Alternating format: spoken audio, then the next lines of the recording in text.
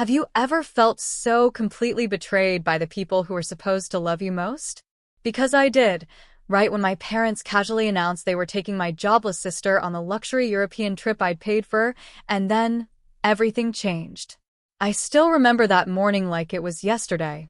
The sun wasn't even fully up, but I was buzzing with excitement. For 2 years, I'd poured every spare penny, every late night, every bit of myself into this. A luxurious, week-long trip to Europe for my parents and me.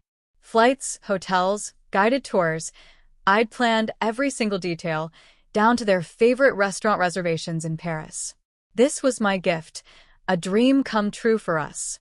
I pulled into their driveway at 6:02 a.m. 2 minutes late, according to my mom, who was already stepping onto the porch, suitcase in hand. "You're late," she declared, her voice somehow both cheerful and critical. I forced a smile. "2 minutes late, Mom," I said, trying to keep the good mood going. I got out, ready to help with luggage, but then I saw her. Lauren, my sister, sauntering out of the house with her own suitcase. My smile froze. "What's going on?" I asked, my voice barely a whisper. My mom turned to me, her expression far too bright. "Oh, Violet, we decided Lauren should come instead of you. She's been so stressed lately, and she really needs this trip." My chest tightened, a cold dread spreading through me. "Instead of me, Mom," I pleaded. "I've been planning this for years. I paid for everything." She waved her hand dismissively, like I just pointed out something totally unimportant. "And we're grateful, sweetheart. But you're always working so hard. You can take another trip later. Lauren needs this right now." Lauren. She didn't even have the decency to look guilty. She just smirked, shifting her weight onto one hip.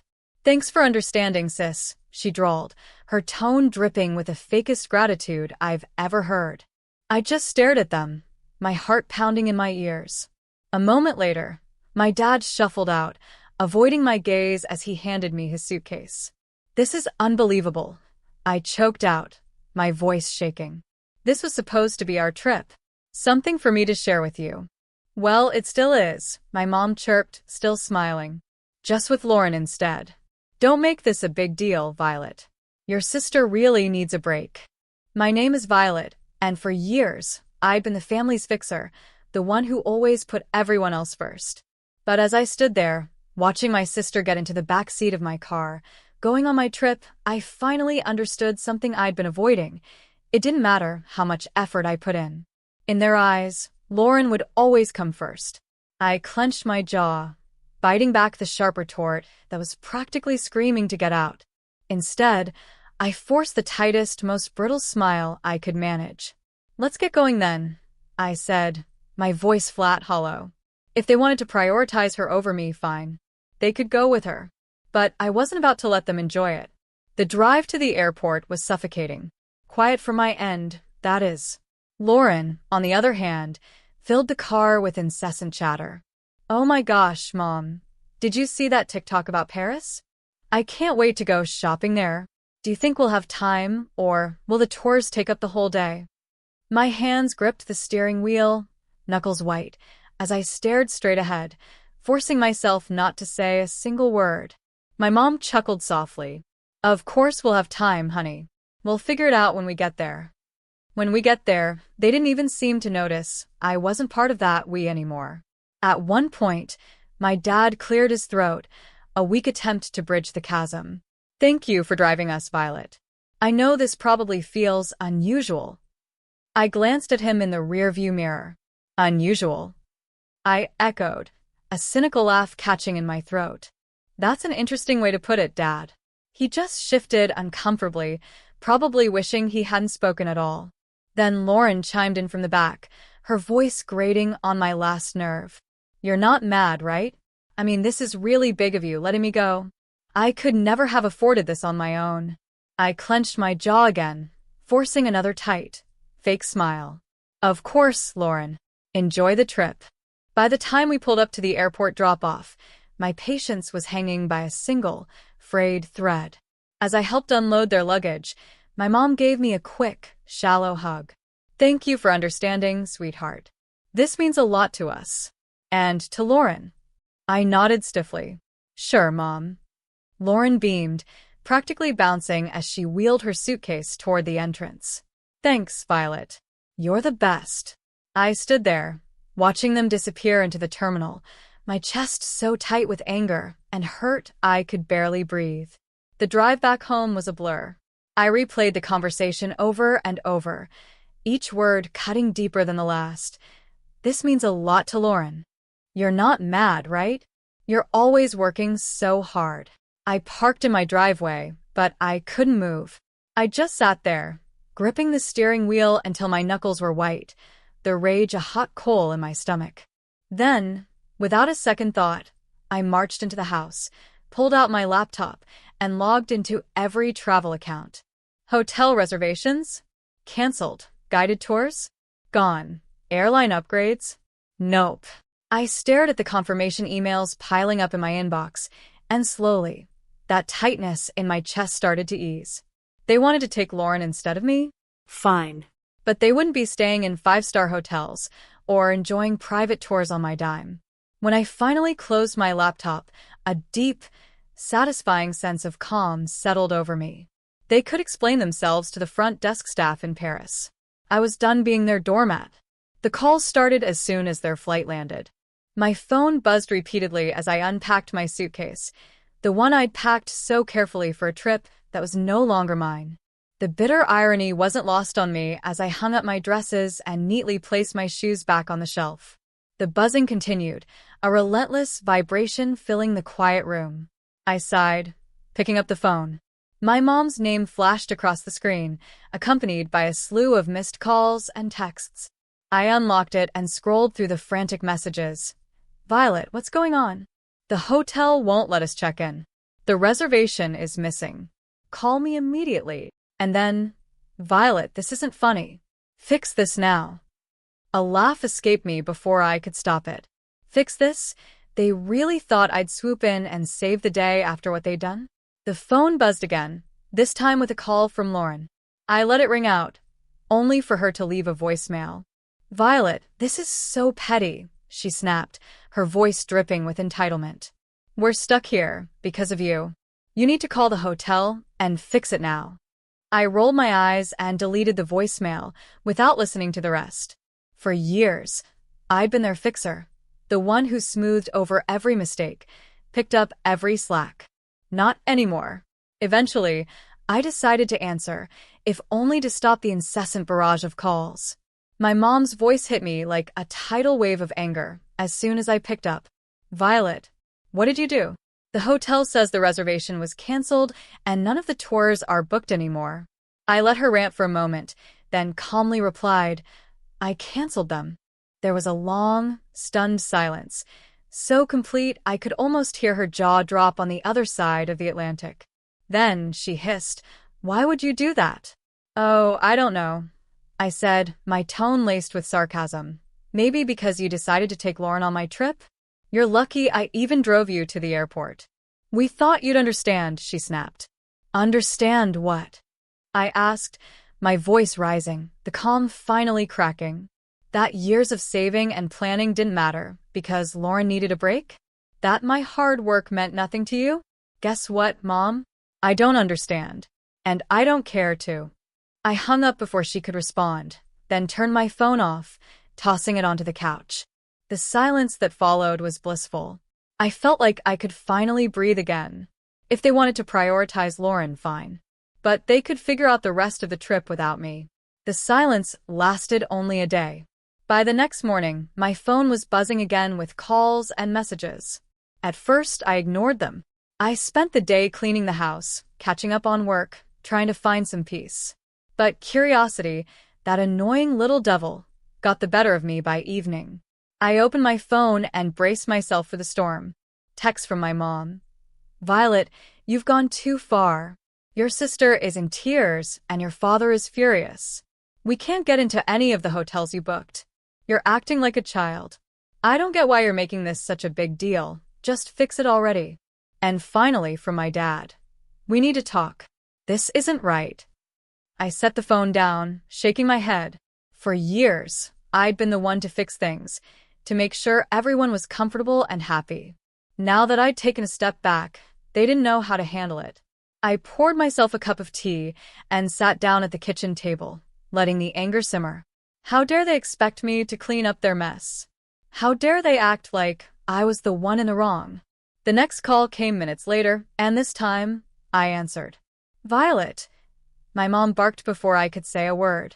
This isn't funny anymore. We're stranded. Do you have any idea how embarrassing this is?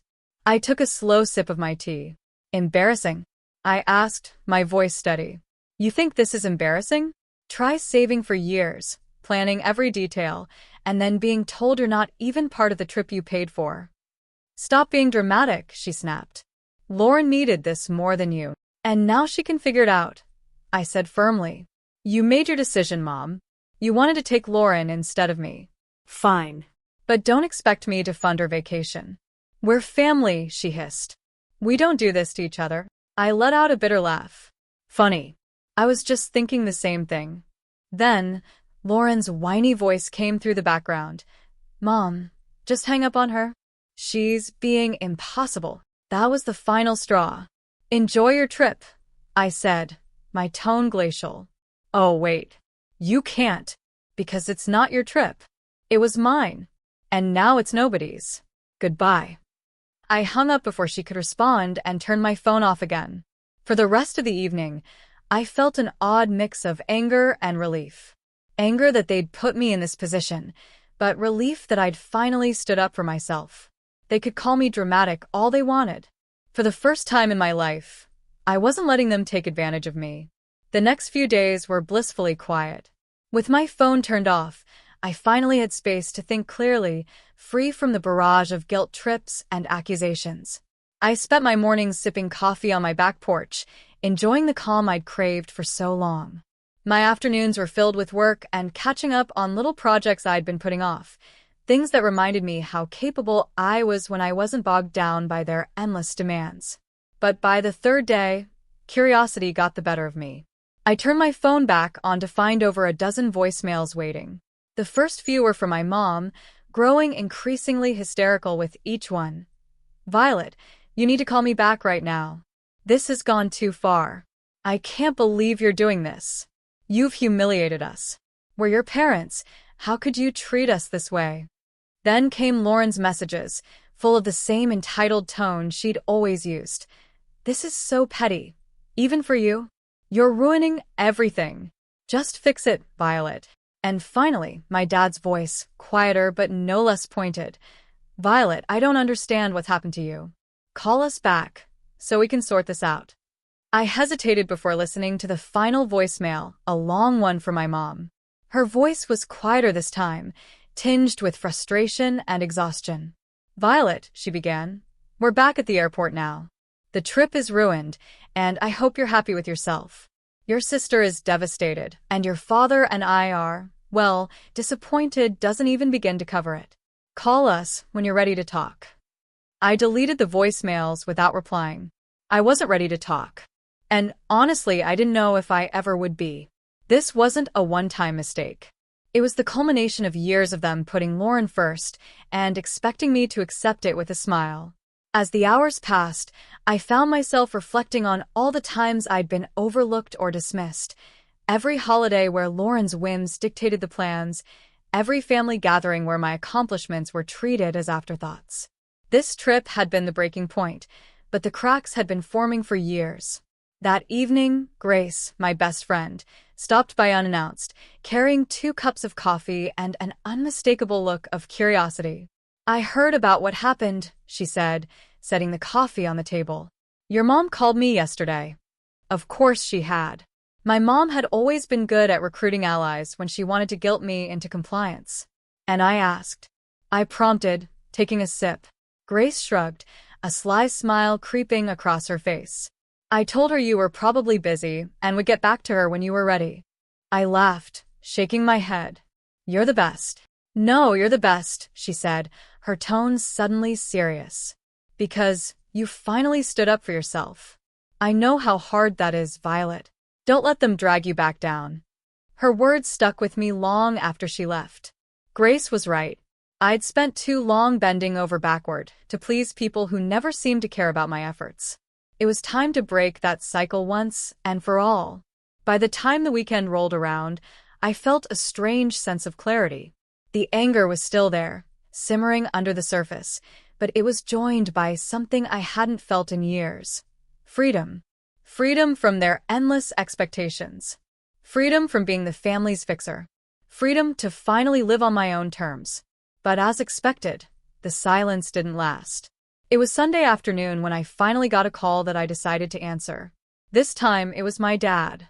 "Violet," he began, his voice heavy with weariness. "Your mom wanted me to call. She thinks you'll listen to me." "Go on," I said, leaning back in my chair. He let out a sigh. "Look, this has all gotten out of hand. Your mom's upset, Lauren's furious, and well, it's just a mess. But you're better than this." I stiffened, his words igniting a fresh wave of anger. "Better than what, Dad? Standing up for myself? Refusing to let you walk all over me again?" "That's not what I meant," he said quickly. "It's just, you've always been the reasonable one, the one who keeps everything together. This isn't like you." I laughed, a short, bitter sound. "You're right, it's not like me. Because I'm not bending over backward to clean up your mess." He paused, and for a moment, I thought he might finally see my side of things. But then he said, "You're punishing the whole family over one decision. Is that really fair?" "Fair?" I repeated, my voice rising. "You want to talk about fair? Was it fair when you and Mom decided I wasn't important enough to be part of the trip I planned? Was it fair when you replaced me with Lauren, like I didn't matter?" "That's not what we were trying to do," he said, his tone defensive now. "We just thought Lauren needed it more." "Of course you did," I snapped. "You always think she needs more. More attention, more support, more of everything. And I'm always the one expected to sacrifice for her. Not anymore." The silence on the other end of the line was deafening. Finally, he said, "I don't know what you want me to say." "I don't need you to say anything," I replied, my voice steady. "I just need you to understand that I'm done being the afterthought. From now on, I come first. Goodbye, Dad." I ended the call and set the phone down, my hands trembling. For the rest of the day, I let myself feel everything. Anger, sadness, relief. It wasn't easy, but it felt like the start of something new. I wasn't the family's fixer anymore, and I wasn't going to be. They could figure out how to clean up their own messes. When my parents and Lauren finally returned, I was waiting for them at their house. I'd parked in their driveway, sipping coffee and feeling surprisingly calm as I watched their taxi pull up. As they stepped out, dragging their suitcases behind them, their faces were a mix of exhaustion and irritation. Lauren was the first to speak. "Well, I hope you're happy, Violet." I raised an eyebrow, staying seated on the porch swing. "Happy about what?" "Our trip was a disaster," my mom snapped, waving her hand as if to brush the whole thing away. "We spent the entire week staying in dingy hotels and eating terrible food because we couldn't afford anything decent. And don't get me started on the tours." Lauren chimed in, crossing her arms. "Oh, wait, there weren't any. Do you know how embarrassing it was to show up and be told there was no reservation?" I took another sip of coffee, letting their complaints wash over me. "Sounds rough," I said finally, my voice calm. "But you wanted to take Lauren, remember? I'm sure you all had some great bonding time."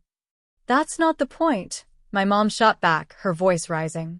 "You knew we couldn't afford all the things you'd planned. You set us up to fail." And I stood up, setting my mug down on the small table next to me. "No, Mom. "I didn't set you up for anything.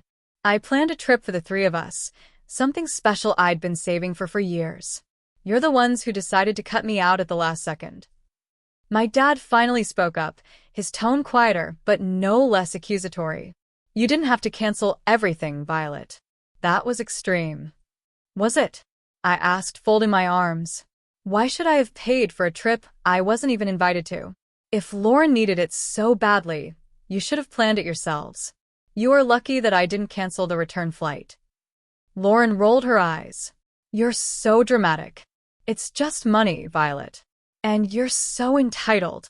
I shot back, my patience finally snapping. Do you have any idea how much work and sacrifice went into planning that trip? Or do you just assume things magically appear for you because someone else takes care of it? They stood there, stunned into silence for a moment. I've spent years being the responsible one, I continued, my voice steady but firm. The one who fixes things, plans things, makes sure everything runs smoothly. And you've spent just as long taking it all for granted. That's not fair, my mom started, but I held up a hand to stop her. No, Mom. What's not fair is how you treated me. You chose Lauren over me, like always.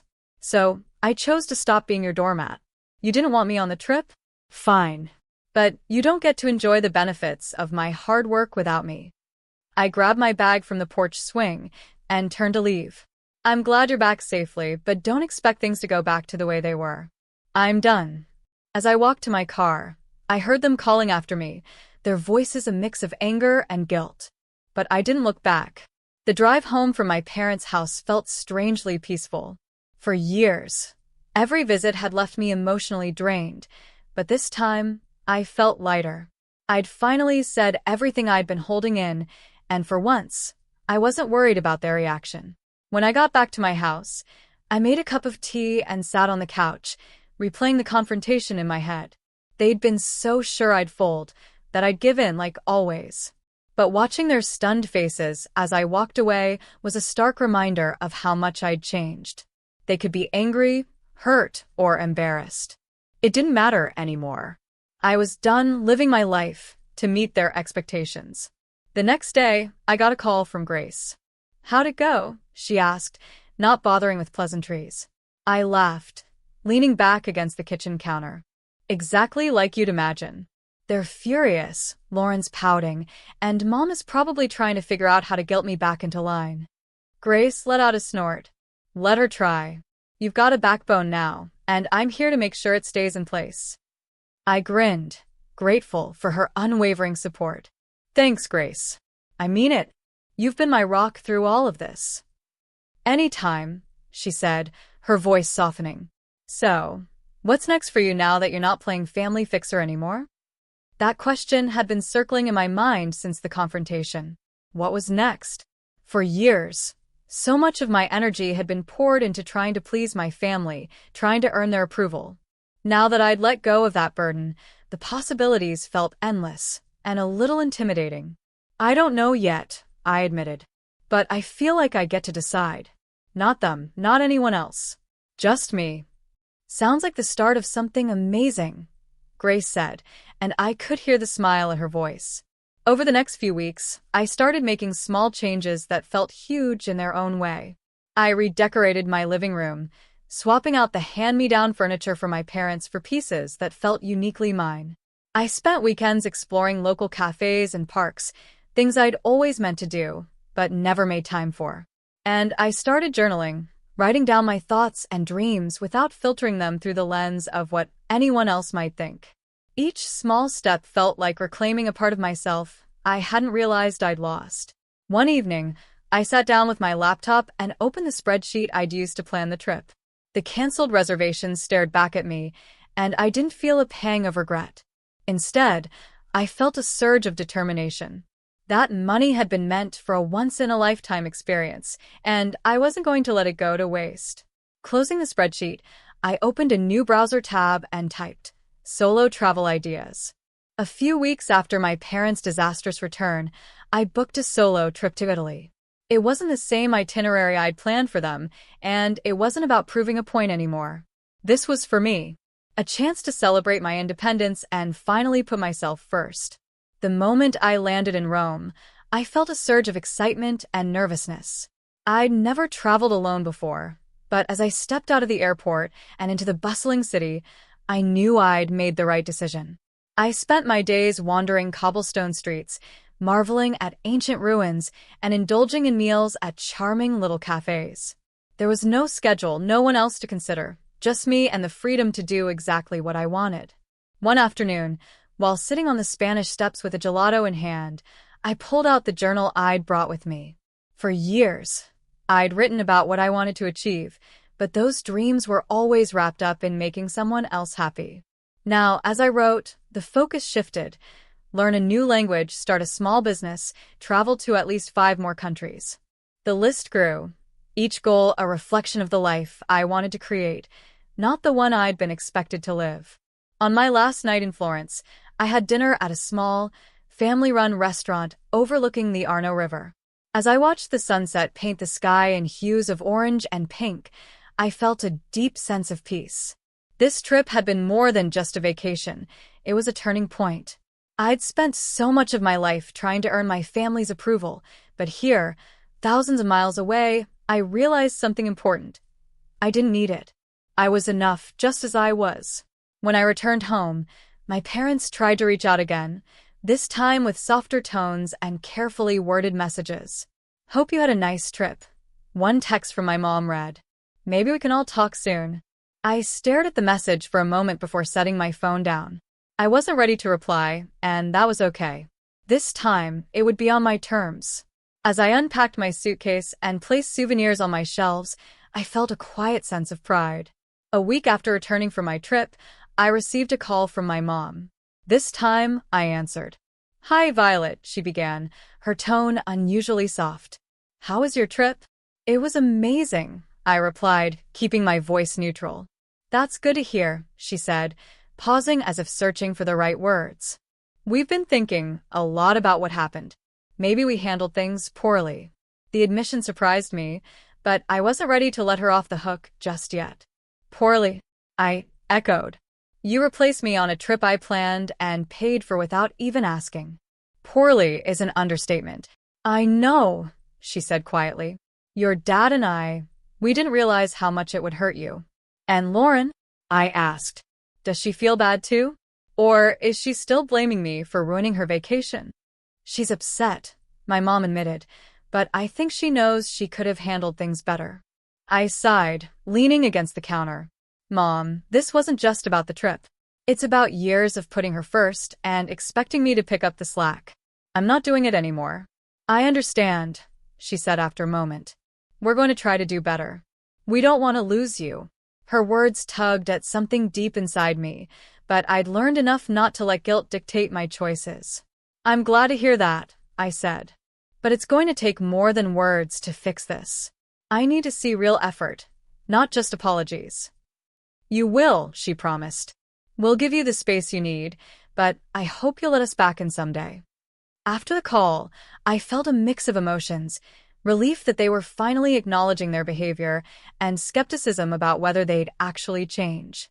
But as I sat down with my journal that evening, I realized something important. Whether or not they changed wasn't my responsibility anymore. Over the following months, I kept my boundaries firm. I responded to their calls and texts when I felt like it, but I didn't go out of my way to fix things or smooth over conflicts. Instead, I focused on building the life I wanted. I signed up for a photography class, something I'd always dreamed of doing but never had the time or energy for. I joined a local hiking group and even started planning my next solo trip. Each step I took felt like reclaiming another part of myself. One day, as I sat on my porch watching the sunset, I realized how far I'd come. I wasn't the person who bent over backward for people who didn't appreciate me. I was someone who valued herself, who set boundaries, and who wasn't afraid to stand up for what she deserved. I felt truly free. So, tell me, if you were in my shoes, faced with that kind of betrayal, what would you have done? I'd love to hear your thoughts and experiences in the comments below.